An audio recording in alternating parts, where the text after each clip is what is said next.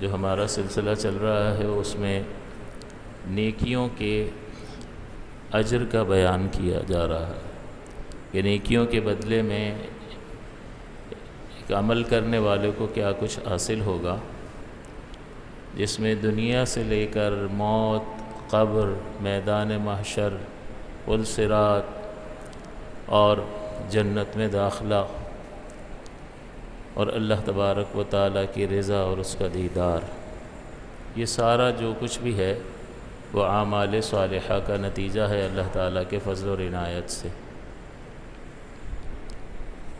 اس سے پہلے درس میں ایک مسئلہ ہی ذکر کر دوں کہ ہمارے بھائی نماز پڑھ رہے ہوتے ہیں تو نماز پڑھتے پڑھتے بھی چین نہیں ہوتا، ہاتھ کبھی یہاں جا رہا ہے کبھی یہاں جا رہا ہے، کبھی بار بار لگائیں گے، پتہ نہیں کچھ لگا ہوا ہے یہاں، اور نماز میں دیکھ رہے ہوں گے، اگر دور سے دیکھنے والا اس کو دیکھے تو ایسا محسوس ہو کہ وہ یقین کر لے کہ نماز میں نہیں ہے، حالانکہ یہ نماز کے باہر اس طرح نہیں کرتا ہے۔ پچھلے درس میں جو آپ کو آیت مقدسہ سنائی تھی جس میں اللہ تعالیٰ نے ایمان والوں کے کامیاب ہونے کا ذکر کیا، ہم سنتے ہیں لیکن توجہ نہیں کرتے، غور نہیں کرتے، یاد نہیں رکھتے ہیں اور اس کے مطابق خود کو ڈھالنے کے لیے تیار نہیں ہوتے ہیں۔ سننے کے بعد، سمجھنے کے بعد پھر انسان کا کام ہوتا ہے کہ وہ عزم مصمم کرے اور اس کامل ترین ہدایت کے موافق خود کو ڈھال لے، یقین کریں کہ یہی بہترین طرز عمل ہے، the best way of life۔ اس سے بہترین کچھ بھی نہیں ہے، یہ خالق نے بنایا ہے جس نے ہم کو پیدا کیا ہے، لہٰذا اپنی مرضی کے کتنے بھی اسٹینڈرڈ انسان بنا لے، خالق کے اسٹینڈرڈ کے سامنے اس کی کوئی حیثیت نہیں ہے۔ تو وہ ابھی میرے برابر میں ہی ایک صاحب نماز پڑھ رہے تھے، بیچارے اتنا وہ ہل جل رہے تھے کہ مجھے نماز پڑھنے میں مزہ نہیں آ رہا تھا، پھر میں نے آنکھیں بند کر لی، کیا کروں، کیونکہ وہ اتنا ڈسٹورشن تھا کہ جس کی وجہ سے میری توجہ بار بار، اگر میں ان کو کچھ کہوں تو وہ مجھے کہیں گے کہ بھائی آپ بھی تو مجھے دیکھ رہے تھے نماز میں، آپ اتنا ہل رہے تھے کہ میری توجہ نہ چاہتے ہوئے بھی آپ کی طرف جا رہی تھی۔ تو یہ نہیں کرنا چاہیے، اللہ کی طرف متوجہ ہونے کی ضرورت ہے، یہ کوئی عام عبادت نہیں ہے۔ اور پچھلی جو آیت آپ کو سنائی تھی، بس یہ ذکر کر کے اپنے موضوع کی طرف آتے ہیں، اس میں اللہ تعالیٰ نے فرمایا تھا قد افلح المؤمنون، کہ بے شک کامیاب ہو گئے ایمان والے۔ کون سے ایمان والے؟ ایمان والے تو جو بھی کلمہ پڑھتا ہے سبھی ایمان والے ہیں، تو کیا فقط ایمان والا ہونا ان کی کامیابی کا باعث ہے یا کچھ اور بھی ہے آگے؟ تو آگے اللہ تعالیٰ نے ان کی خوبیوں کا ذکر فرمایا، گویا کہ ایمان والوں کو تقسیم کر دیا کہ ایک ایمان والا عمل کرنے والا ہے اور ایک ایمان والا بے عمل ہے۔ یہاں اس کی بات ہو رہی ہے، اس ایمان والے کی کامیابی کا تذکرہ ہے کہ جو عامل ہے، عمل کرنے والا ہے، اس کا ذکر ہو رہا ہے، بے عمل مومن کا تذکرہ نہیں ہو رہا۔ کہ یہ جو فرما دیا کہ قد افلح المؤمنون، بے شک ایمان والے کامیاب ہو گئے، تو اس کو تو سن کر ہر مومن کہے گا کہ چلو شکر ہے، اللہ نے گارنٹی دے دی، لیکن آگے کس ایمان والے کا ذکر ہے؟ اس میں بہت ساری صفات آپ کو بتائی تھی، اس میں سب سے پہلی صفت الذین هم فی صلاتہم خاشعون، یہ کون سے ایمان والے کامیاب ہو گئے؟ جو اپنی نمازوں میں گڑ گڑاتے ہیں۔ ابھی گڑ گڑانا تو دور، اتنا بے چینی اور بے قراری، یہی وجہ ہے کہ فقہا نے ایک رکن میں جب 3 بار کوئی ہاتھ اٹھا لے تو تیسری بار اگر اٹھائے گا بلا ضرورت تو نماز کے فساد کا حکم بیان کیا ہے۔ وہ دور ایسا پاکیزہ تھا کہ سبھی متوجہ ہوتے تھے، تو ایک آدھ کوئی اس طرح کرے تو اس کو ایسا ڈرانے والا مسئلہ بتا دیا کہ وہ بھی باز آ جائے کہ وہ نہ کرے۔ لیکن آج کی قوم کو یہ مسئلہ بتاؤ تو اکثر کی نمازیں تو یوں ہی فاسد ہو جائیں گی۔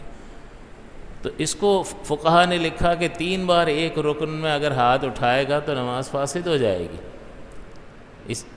اسی لیے بیان کیا تاکہ یہ خشوع اور خضوع کو قائم رکھے۔ تو ہمارا حال ہمیں غور کرنا چاہیے کہ الذین هم فی صلاتہم خاشعون، جو اپنی نمازوں میں گڑ گڑاتے ہیں۔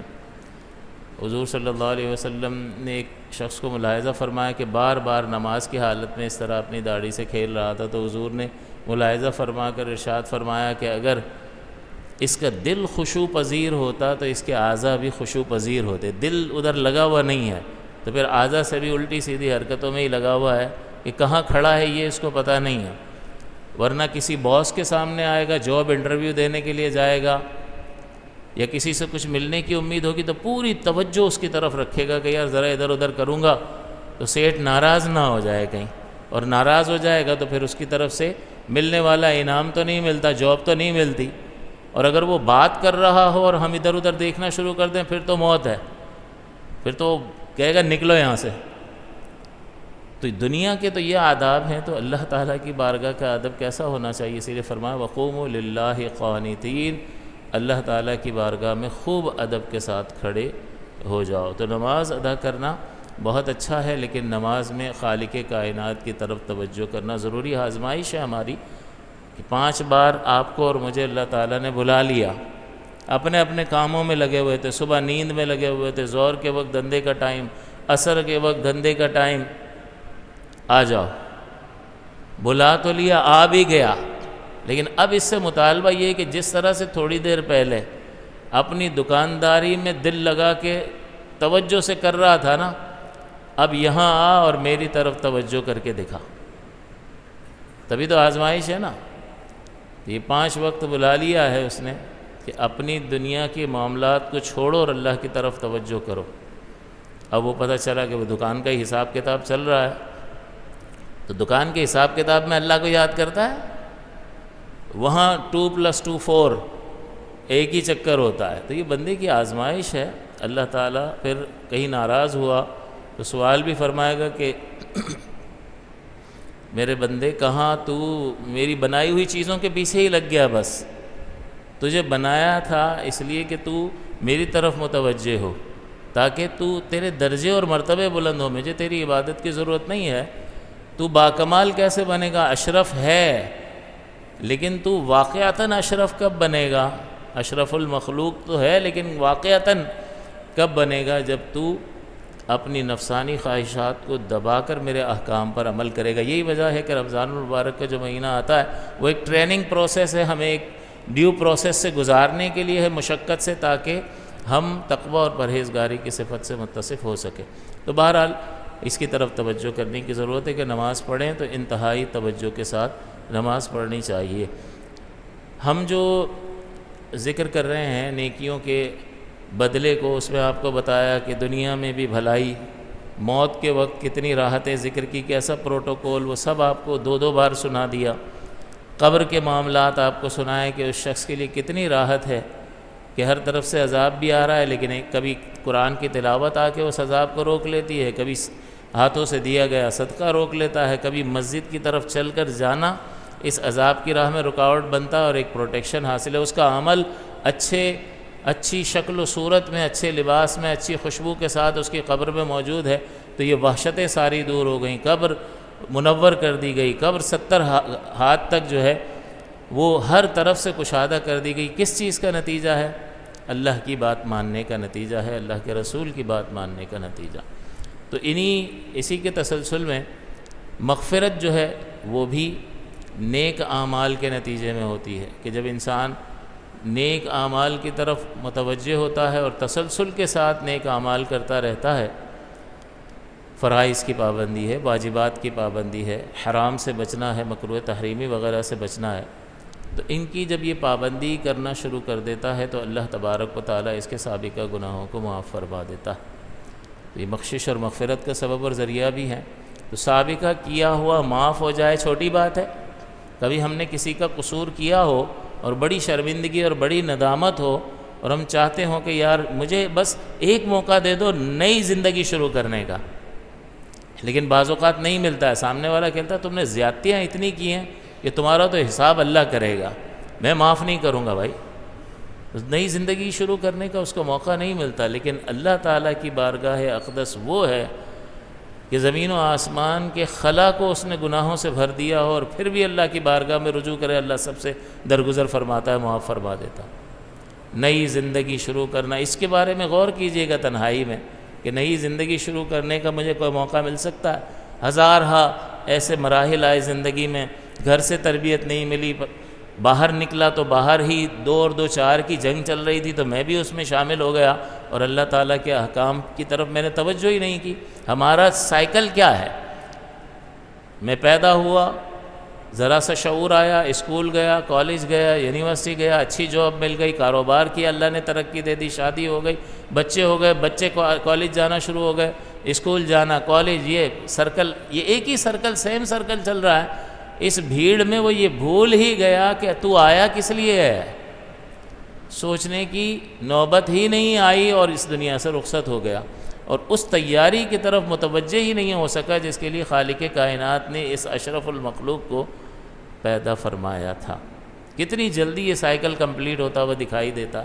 کل یہ داڑیاں کالی تھیں، پتہ ہی نہیں چلا کب سفید ہو گئی، پتہ ہی نہیں چلا، ابھی تو شادی کے ارمان تھے، ابھی تو ہماری یونیورسٹی کا رزلٹ آئے گا۔ میں آپ کو کل کی اپنی بات بتاتا ہوں کہ یہ، اور اب پتہ ہی نہیں چلتا کہ یہ ہوا کیا، پلک جھپکتے ہی سین تبدیل ہو گیا اور ہماری جگہ ہمارے بچوں نے لے لی۔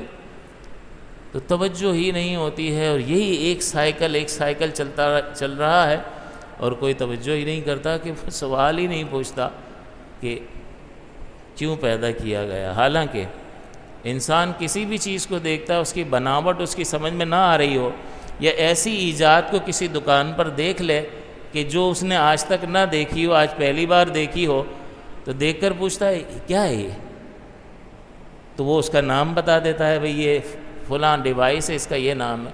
دوسرا سوال، کس کام آتی ہے، کیوں بنایا ہے؟ تو کیوں بنایا ہے کا سوال ہر انسان کے لاشعور میں ہوتا ہے۔ وہ فوراً اس کو پوچھتا ہے کہ بھائی بغیر مقصد کے کوئی بھی چیز نہیں بنائی جاتی، تو یہ انسان کیوں بنایا گیا؟ کیا اسی لیے بنایا گیا کہ حیوانوں کی طرح کھائے پیے، بچے پیدا کرے اور دنیا سے چلا جائے؟ یہ تو حیوان بھی کر رہا ہے نا، تو پھر اس افضل میں، اشرف میں اور حیوان میں کیا فرق ہوگا؟ یہ سوچنے کی بات ہے۔ لہٰذا سوچنا چاہیے کہ میں کیوں پیدا کیا گیا ہوں۔ یہ بھی نصیب والوں کو میسر آتی ہے بات، کہ ان کی توجہ اس طرف چلی گئی اور وہ بات کو سمجھ گئے اور اس طرف آ گئے، اور اللہ تعالیٰ نے بڑا کرم فرمایا۔ تو بہرحال یہ نیکیاں جو ہیں وہ انسان کی خطاؤں کی بخشش کا سبب اور ذریعہ ہیں۔ اللہ تعالیٰ نے فرمایا وَسَارِعُوا إِلَىٰ مَغْفِرَةٍ مِّن رَبِّكُمْ، کہ جلدی کرو اپنے رب کی مغفرت کی طرف۔ جلدی کیوں کریں؟ Because you are running out of time, تمہارا وقت ختم ہو رہا ہے۔ تم برف کے تاجر ہو کہ تمہارا یہ وقت پر بک گیا تو بک گیا، اور ذرا ڈیلے ہوا تو تمہارا سرمایہ ہی پانی ہو جائے گا، سب ضائع ہو جائے گا۔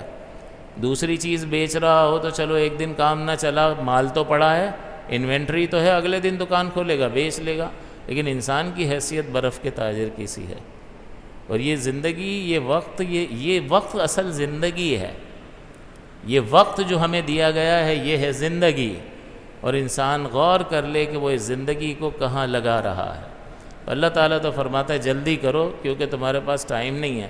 کسی کا 40 برس ہے، کسی کا 30 برس ہے، کسی کا 70 برس ہے، اور اس 70 برس میں بھی شروع کے 15-20 سال تو ایسے ہی غفلت میں، اور پھر جوانی کے جوش میں اور بننے سنورنے میں اور غفلتوں میں۔ ماحول اگر ایسا مل جائے، باہر نکلو تو کیا ماحول ہے، گھر میں دیکھو تو کیا ماحول، کہیں دین نظر آتا ہے، تو بڑا مشکل ہو گیا یہ ماحول۔ لیکن پھر بھی اللہ تعالیٰ جسے چاہتا ہے توفیق عطا کر دیتا ہے، لیکن اس توفیق کے لیے بندے کی کچھ نہ کچھ کوشش ضروری ہوتی ہے۔ اس لیے فرمایا جلدی کرو، تمہارے پاس ٹائم نہیں ہے، پھر یہ مہلت جاتی رہے گی تو پچھتاوے کے سوا کچھ بھی حاصل نہیں ہوگا۔ اپنے رب کی مغفرت کی طرف، مغفرت بخشش، گناہوں کا معاف ہو جانا، تو اگر یہ بخشش حاصل ہو گئی تو پھر سزا مل سکتی ہے۔ جب معاف ہی کر دیا تو سزا کس کی تھی؟ کہ نامہ اعمال میں کچھ خطائیں تھیں، اس کی اگر گرفت ہوگی تو پھر سزا بھی ملے گی، لیکن مغفرت ہی ہو گئی تو سب ختم۔ سب ختم کا مطلب کیا ہے؟ کہ نجات اللہ کے فضل سے یقینی ہے۔ تو اللہ تعالیٰ فرماتا ہے اس کام کے لیے جلدی مچاؤ۔ ہم کس کام کے لیے جلدی مچاتے ہیں؟ وہ ہم سب اپنا اپنا محاسبہ کر لیں کہ اندر کیا درد بیٹھا ہوا ہے۔ کسی کی گاڑی دیکھ کر درد ہو رہا ہے، کسی کا بنگلہ دیکھ کر درد ہو رہا ہے، کسی کا موبائل دیکھ کر، کسی کا رہن سہن دیکھ کر درد ہو رہا ہے۔ بس یہ کولو کے بیل کی طرح عالم کی چیزوں کے پیچھے ہی پڑا ہے، رب العالم کی طرف توجہ نہیں کرتا۔ اور آگے فرمایا من ربکم، اپنے رب کی مغفرت کی طرف توجہ کرو۔ رب کس کو کہتے ہیں؟ عدم سے وجود عطا کر کے کمال تک پہنچانے والا۔ تو جس نے عدم سے وجود عطا کیا اور ہر وقت ہماری ضرورتیں پوری کر رہا ہے، وہ ہے ہمارا رب۔ تو چانسز اللہ تبارک و تعالیٰ نے اپنی مقدس صفت ربوبیت کا اس مقام پر ذکر کر کے ہمیں مغفرت کے چانسز سے آگاہ کر دیا کہ تمہاری مغفرت کے چانسز کتنے ہیں۔ یہاں قہار اور جبار اور منتقم کا ذکر نہیں ہوا، بلکہ موقع کی مناسبت سے ذکر ہوا اور یقین دلایا گیا کہ جس نے پیدا کیا، تم نے کوئی عمل نہیں کیا تھا، تم کو عدم سے وجود عطا کر دیا۔ عدم موت ہے اور وجود زندگی ہے۔ کیا ہم نے کوئی عمل کیا تھا پیدا ہونے سے پہلے؟ جب تھے ہی نہیں تو عمل کہاں سے کریں گے؟ اس نے اپنے ازلی ارادے سے عدم سے وجود عطا کر دیا، اسی کو کہتے ہیں ربوبیت، اور پھر پالتا رہا اور کمال تک پہنچا دیا۔ تو اب اسی صفت کو ذکر کیا ہے۔ اور پالنے کی صفت میں بتاؤ کون سی چیز زیادہ غالب ہوتی ہے؟ ماں کو دیکھو، ماں پالتی ہے یا نہیں؟ باپ پالتا ہے یا نہیں؟ تو جب یہ پرورش کر رہے ہوتے ہیں تو کون سی چیز غالب ہوتی ہے؟ شفقت، مہربانی، رحمت۔ تو یہاں فرمایا کہ اپنے رب کی مغفرت کی طرف توجہ کرو، جلدی کرو۔ کس کی طرف؟ من ربکم، اپنے رب کی مغفرت۔ من اللہ بھی کہا جا سکتا تھا لیکن نہیں فرمایا، اور کوئی صفت بھی ذکر کی جا سکتی تھی لیکن نہیں ذکر کی، صرف رب۔ اس لیے کہ رب جو ہے کہ اعتماد دلاتا ہے کہ یہی تو ہے جس نے بغیر عمل کے سب کچھ دیا ہے، تو معافی مانگوں گا تو معاف نہیں کرے گا۔ وہ تو پالنے والا ہے، اور پالنے والی ماں کے دل میں اتنا رحم ڈال دیا کہ ہر مشقت اٹھا لیتی ہے، ہر بوجھ خود برداشت کر لیتی ہے، اپنی اولاد کو تکلیف نہیں پہنچنے دیتی ہے۔ تو وہ تو اس نے جو رحمت پیدا فرمائی ہے، رحمت جو ہے اس کے 100 حصے کیے، سمجھانے کے لیے ایک حصہ اس کائنات میں تقسیم کیا۔ جو پوری کائنات میں رحمت نظر آتی ہے وہ ایک حصہ ہے، اور 99 حصے اللہ تعالیٰ کی ذات اقدس کے پاس ہیں۔ یہ سمجھانے کے لیے ہے، اس کے کوئی گنتی اور اس کا احصاء نہیں کیا جا سکتا کہ اللہ تعالیٰ کی رحمت یعنی 99 رحمت ہے، ایسا نہیں ہے۔ یہ تقابل ہے کہ ایک اتنی ہے تو 99 یعنی کثرت بیان کرنا مقصود ہے۔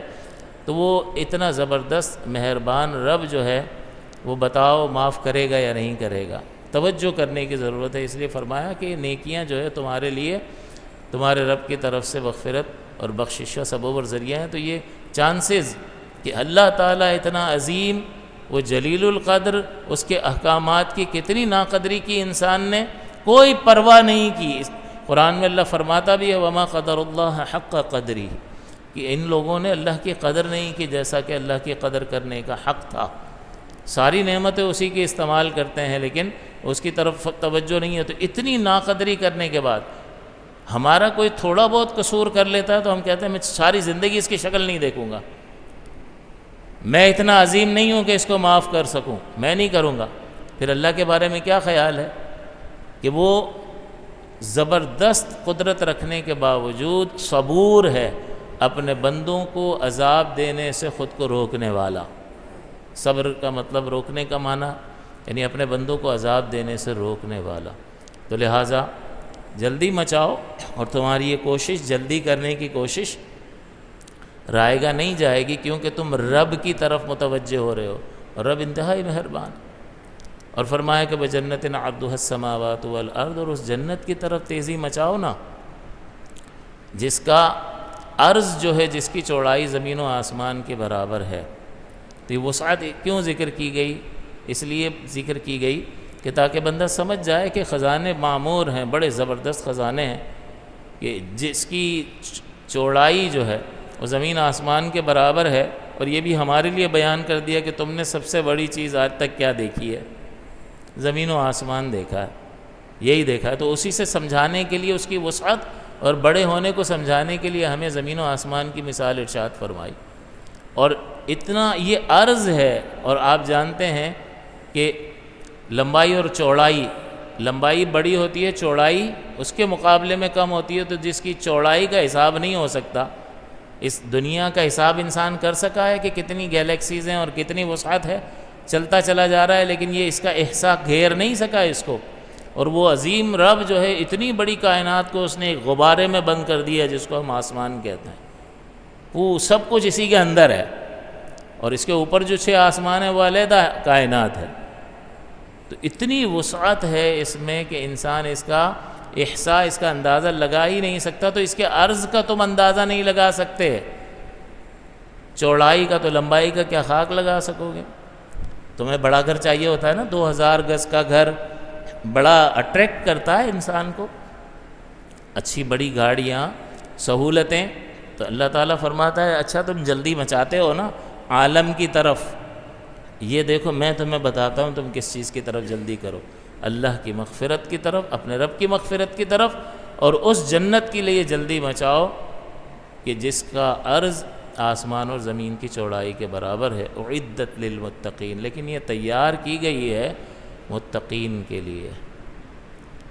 اعدت کا معنی ہے اہتمام سے تیار کرنا، تو اہتمام سے تیار کرنے کا مطلب کیا ہوا کہ اللہ تعالیٰ نے بڑے اہتمام سے تیار کیا۔ تو ہم اگر کوئی عمارت اہتمام سے بنائیں اور ہمارے پاس بے تحاشا پیسہ ہو تو ہم کیا کہیں گے؟ دنیا کی بہترین، ہر بہترین سے بہترین چیز لگانی ہے، اسٹیٹ آف دی آرٹ گھر بنانا ہے مجھے، پورا زور لگا دے گا۔ لیکن پھر بھی اس کی طاقت لمیٹڈ ہے، دنیا جہاں کی طاقت جمع کر لے لمیٹڈ ہے۔ ایک اس کا تیار کرنا ہے اہتمام کے ساتھ، اور ایک اس خالق کائنات کا جنت کو اہتمام کے ساتھ تیار کرنا ہے جس کی قدرت کی کا کوئی حد ہے نہ کوئی حساب ہے۔ اس نے اہتمام کے ساتھ، اسی لیے سرکار دو عالم صلی اللہ علیہ وسلم نے فرمایا کہ جنت کی نعمتیں ایسی ہیں کہ کسی دل پر اس کا خطرہ بھی نہیں گزرا۔ تم تصورات کی دنیا میں چلے جاؤ، تصورات میں تو انسان اڑ بھی سکتا ہے، امریکہ بھی جا سکتا ہے، آسمانوں کی بھی سیر کر سکتا ہے، سبھی کچھ کر سکتا ہے، لیکن تصوراتی دنیا میں بھی تم جنت کی نعمتوں کے قریب تک نہیں پہنچ سکتے۔ اچھے سے اچھا سپوز کر لو، اچھے سے اچھا حیرت انگیز فرض کر لو، لیکن تم جنت کی نعمتوں تک نہیں پہنچ سکتے۔ یہ اللہ تعالیٰ نے اہتمام کے ساتھ متقین کے لیے تیار کیا ہے۔ اور سب سے پہلی صفت دیکھیں کیا ذکر فرمائے، الذین ينفقون فی السراء والضراء، کہ یہ متقین وہ لوگ ہیں کہ جو خرچ کرتے ہیں فی السراء والضراء، یعنی آسانی کے وقت میں بھی خرچ کر رہے ہوتے ہیں، اور جب تنگی آتی ہے تو تنگی میں بھی اللہ کی راہ میں خرچ کر رہے ہوتے ہیں، اپنی بساط کے مطابق، اپنی جو اس کی گنجائش ہے اس کے مطابق۔ لہٰذا صدقہ فطر میں بھی یہ مختلف کیوں ذکر کی گئی ہیں؟ گندم 2 کلو، پھر جو پہ آگے تو 4 کلو، پھر کھجور بھی ڈال دی اور اس سے الگ چیز ہے وہ بھی 4 کلو، پھر کشمش وہ بھی مہنگی آئٹم ہے، پھر کھجور میں بھی اعلیٰ میں چلے جاؤ تو زبردست اماؤنٹ بنتی ہے۔ یہ کیوں؟ حسب کشادگی ہے تو اس کے مطابق، تو کم سے کم جو کشادگی رکھتا ہے نا، میں اس کو مشورہ دیتا ہوں کہ کم سے کم جو کے حساب سے فطرہ وہ دے، یعنی 700 روپے، اور جس کی گنجائش کم ہے وہ زکوٰۃ دیتا ہے، لیکن پیسے اس کے پاس کم ہیں تو چلو وہ 2 کلو آٹے کی رقم دے دے، 240 250 روپے جو وہ آٹا لیتا ہے۔ لیکن جس کے پاس گنجائش ہے وہ تھوڑا سا آگے بڑھنے کی کوشش کرے۔ دیکھیں اللہ تعالیٰ تعریف فرما رہا ہے کہ یہ نیک لوگ، اور آپ کو بتایا تھا کہ قبر میں یہ صدقات جو ہیں یہ بچائیں گے عذاب سے، اور یہ صدقہ جو ہے وہ انسان سے بخل نکالتا ہے، خود غرضی نکالتا ہے، مال کی محبت نکالتا ہے، یہ بہت سارے اندر بیٹھی ہوئی گندگیوں کو باہر نکالتا ہے۔ تو اس لیے اس کی طرف توجہ کرنی چاہیے کہ اللہ تعالیٰ کیوں یہ سب سے پہلے صفت ذکر فرما رہا ہے کہ وہ لوگ کہ جو تنگی میں اور آسانی میں خرچ کرتے ہیں، والکاظمین الغیظ، اور غصے کو پی جانے والے، ان کے لیے یہ جنت ہے۔ اور والعافین عن الناس، اور لوگوں کو معاف کر دینے والے۔ تو ہمیں بھی چاہیے کہ تھوڑا سا نرم ہی رہ کر چلیں، غصے کو پی جائیں۔ یہی پہلوان ہے سب سے بڑا، جو غصہ نکال دے وہ تو پہلوان نہیں ہے۔ پہلوان حضور نے بھی فرمایا وہ کہ بدلہ لینے کی قوت کے باوجود اپنے آپ کو روک لے، اس میں زیادہ دم چاہیے، یہ سب سے بڑا پہلوان ہے۔ تو یہ لوگوں کو معاف کر دینے والا، واللہ یحب المحسنین، اور اللہ تعالیٰ بھلائی کرنے والوں کو پسند فرماتا ہے۔ یہ نیکیوں کو ذکر کر دیا، اور اس کے بعد اس کی زندگی کے دوسرے پہلو کو ذکر کر دیا کہ یہ انسان جو ہے، ہم فرشتے تو نہیں ہیں نا، خارجی ماحول سے بھی متاثر ہوں گے، نفس بھی ہمارے ساتھ ہے، شیطان بھی لگا ہوا ہے، تو ہم اس کے دھوکے میں آئیں گے، اور آنے کے بعد آپ کو بتایا تھا گناہ ہو جائے گا، لیکن بہترین گناہ گار وہ ہے جو فوراً توبہ کی طرف آتا ہے۔ کل بنی آدم خطاؤن، کہ بنی آدم تمام کے تمام خطا کار ہیں، انبیاء کا استثناء ہے، پہلے بھی عرض کیا تھا۔ وخیر الخطائین التوابون، اور بہترین خطا کار توبہ کرنے والے ہیں۔ تو خطا کاروں میں بھی بہترین ہوتے ہیں کہ جو فوراً آ کے یا اللہ غلطی ہو گئی اب نہیں ہوگا، یہ بہترین خطا کار ہے، حدیث پاک میں فرمایا۔ تو اب اس طرح اگر کچھ ہو جائے تو اب ان کا پہلے اچھائیاں ذکر کر دیں کہ مال خرچ کرتے ہیں، غصے کو پی جاتے ہیں، لوگوں کو معاف کر دیتے ہیں، اور اللہ تعالیٰ محسنین کو محبوب رکھتا ہے۔ اور اب فرما رہے والذین اذا فعلوا فاحشۃ او ظلموا انفسهم، اور وہ لوگ کہ جب ان سے کوئی بے حیائی کا کام ہو جاتا ہے، او ظلموا انفسهم، یا بے حیائی سے نچلے درجے کا کوئی وہ گناہ کر بیٹھتے ہیں، تو کیا کریں پھر؟ ذکر اللہ، وہ اللہ کو یاد کرتے ہیں، فاستغفروا لذنوبہم، اور اپنے گناہوں کی مغفرت طلب کرتے ہیں۔ اور کس سے کریں گے؟ اور کوئی تو ہے نہیں، تو فرمایا وَمَن يَغْفِرُ الذُّنُوبَ إِلَّا اللَّهُ، کون ہے جو گناہ معاف کر دے سوائے اللہ کے؟ اور مزید فرمایا لیکن حال ان کا یہ ہونا چاہیے کہ وَلَمْ يُصِرُّوا عَلَى مَا فَعَلُوا، کہ جو انہوں نے برائی کی ہے اس پر اصرار نہ کریں، ڈٹ نہ جائیں، سبھی تو کر رہے ہیں، ہم نے کر لیا تو کیا ہو گیا، یہ نہیں، یا اللہ غلطی ہو گئی اب نہیں ہوگا، پھر اگرچہ دوبارہ ہو جائے پھر معافی مانگے، پھر دوبارہ ہو جائے پھر معافی مانگے، لیکن جب معافی مانگ رہا ہو تو اس نیت سے نہ مانگے کہ میں کروں گا دوبارہ، بس رجوع کر لے، تو اللہ تعالیٰ کریم ہے۔ وَهُمْ يَعْلَمُونَ، کہ جان بوجھ کر اس کو دوبارہ نہ کرے۔ اب اللہ تعالیٰ فرماتا ہے اولئک جزاؤہم مغفرۃ من ربہم وجنات تجری من تحتها الانہار، یہ وہ لوگ ہیں کہ جن کے لیے مغفرت ہے، بخشش ہے ان کے رب کی طرف سے۔ یہاں بھی رب فرمایا کہ انسان کو بالکل اعتماد ہو جائے کہ وہی پالنے والے کی بات کر رہے ہیں، تو پالنے والے نے وجود بھی دیا بغیر عمل کے، اور اتنی نعمتیں دی بغیر عمل کے، تو میں معافی مانگوں گا تو وہ ضرور مجھے معاف کرے گا، چانسز بہت زیادہ ہیں معافی کے، رجوع اخلاص کے ساتھ ہونا چاہیے۔ تو آگے فرمایا کہ مغفرت بھی ہے وجنات، اور ان کے لیے باغات ہیں جس کے نیچے نہریں جاری ہیں۔ کب تک رہیں گے میرے پاس؟ فرمایا خالدین فیہا، یہ ہمیشہ ہمیش اس میں رہیں گے۔ یہاں سیٹ کو فکر ہوتی ہے کہ چلا نہ جائے، گودام میں آگ نہ لگ جائے، منڈی گھٹ نہ جائے کہ مجھے نقصان نہ ہو جائے، تو دیا ہوا چلا نہ جائے، اس کو فکر رہتی ہے۔ وَتَخْشَوْنَ كَسَادَهَا، وہ مال جو اس نے جمع کر رکھا ہے تجارت کا، اس کی کساد بازاری کا اس کو ڈر لگا رہتا ہے، لیکن یہاں اللہ تعالیٰ فرماتا ہے دیا ہوا ہم واپس نہیں لیں گے۔ خالدین، کتنی بڑی گارنٹی ہے، بے فکری آئے گی یا نہیں؟ آج جس کو مال بھی حاصل ہے تو اس کو مینٹین کرنے کے لیے جد و جہد مسلسل کرنی پڑ رہی ہے یا نہیں؟ فکر مند رہنا پڑ رہا ہے یا نہیں؟ فکر مند رہنا پڑ رہا ہے، لیکن یہاں اللہ تعالیٰ نے گارنٹی دے دی خالدین فیہا ونعم اجر العاملین، اور اللہ تعالیٰ تعریف فرما رہا ہے کہ کیا ہی بہترین ہے، کیا ہی اچھا ہے عمل کرنے والوں کا بدلہ۔ تو دیکھیں اللہ تعالیٰ اس کو اس فعل کے ساتھ، کہ یہ مدح و فعل مدح و ذم جو ہوتے ہیں یہ مدح بیان کرنے کے لیے، نعمہ، یہ تو جب ہم کسی نے کوئی بہترین کام کیا ہو نا اور ہم چونک کر کہیں کیا یار زبردست بات کی ہے اس بندے نے، اللہ تعالیٰ اس اسلوب کے ذریعے بیان فرمایا نعمہ اجر العاملین، کیا ہی بہترین ہے عمل کرنے والوں کا بدلہ۔ کیسے سمجھائیں اس کو کہ چلو بیان کر دیا، اب ایک سائیکولوجیکل چوٹ کرنے کے لیے کہ دیکھو ابھی تک تم اس بیان کے ذریعے بھی اس کی حقیقت کو نہیں پہنچے ہو، لیکن مجھے جانتے ہو نا، میں کون ہوں؟ اس کائنات کا خالق ہوں، اس زبردست کائنات کو میں نے امر کن سے پیدا کیا ہے، میں کہہ رہا ہوں نعمہ اجر العاملین، کیا ہی اچھا ہے عمل کرنے والوں کا بدلہ۔ تو اب اس رب کریم کو دیکھو اور پھر اس جملے کو دیکھو تو تمہیں ان نعمتوں کی حقیقت کا کچھ ادراک حاصل ہو جائے گا کہ وہ زبردست جب فرما رہا ہے، اگرچہ تم نے ان چیزوں کو نہیں دیکھا اور اس کی حقیقت کو اس بیان کے باوجود کما حق نہیں پایا، لیکن اللہ کی صفت کمال اور اس کی ذات اقدس کی طرف توجہ کے بعد اب غور کرو گے اجر نعمہ کیا ہی اچھا ہے اجر العاملین، عمل کرنے والوں کا اجر. تو یہ جملہ جو ہے وہ بہت زیادہ جو ہے پرمسرت بھی ہے، خوشی کا باعث بھی ہے، اور انسان کو ایک طرح سے نتیجے تک پہنچانے والا ہے.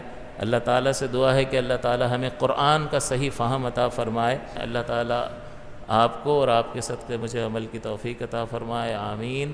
وآخر دعوایا ان الحمد للہ رب العالمین.